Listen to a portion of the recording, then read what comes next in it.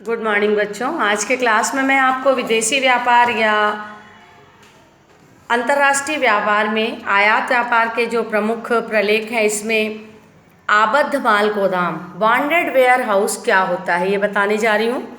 Bonded ware house, जब माल जहाज पर भेजा जाता है विदेश में तो सबसे पहले जो बंदरगाह होते हैं वहाँ पर गोदाम बने हुए होते हैं जहाँ पर माल को जहाज पर लादने के पहले सुरक्षित रखा जाता है।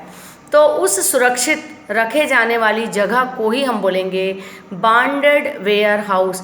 एक ऐसा वेयर हाउस जहाँ पर माल को जहाज से उतारने के बाद सुरक्षित रखा जाता है और माल को जहाज पर लादने के पूर्व सुरक्षित रखा जाता है। ये जो है बंदरगाह के किनारे बने हुए होते हैं। इन पर या तो सरकार का या फिर निजी संस्थाओं का नियंत्रण हो सकता है।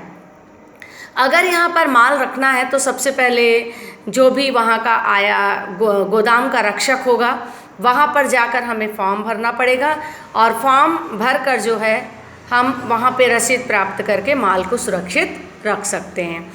तो फिर से मैं बताऊँ, बॉन्डेड वेयर हाउस मतलब प्रत्येक बंदरगाह पर जो बना हुआ गोदाम है जहाँ पर माल को सुरक्षित रखा जाता है तो उसे हम कहेंगे बॉन्डेड वेयर हाउस।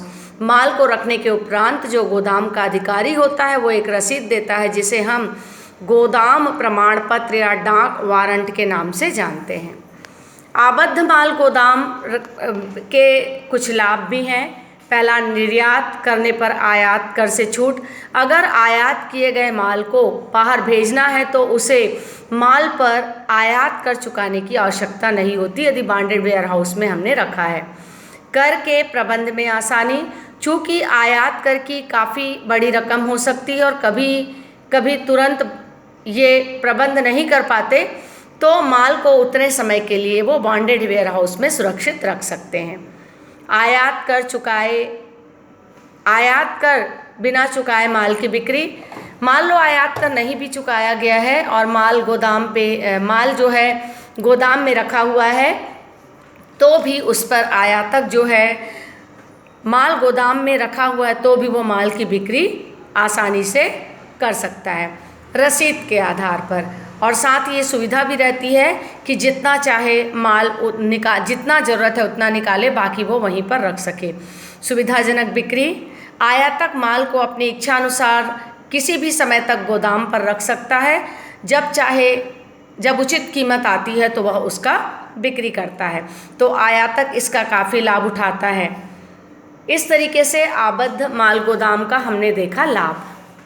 और भी मैंने इसके पहले आपको कुछ चीज़ें बताई, जैसे कि मैंने बताया था आपको इसके पहले कप्तान की रसीद और मैंने बताया था मूल स्थान का प्रमाण पत्र।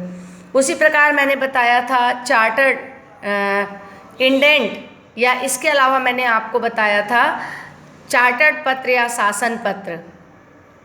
इसके अलावा हमने देखा था इसके अलावा हमने देखा था आदेश पत्र। तो ये थे आपके आयात व्यापार के प्रमुख प्रलेख। अब नेक्स्ट इसी में आता है जहाजी बिल।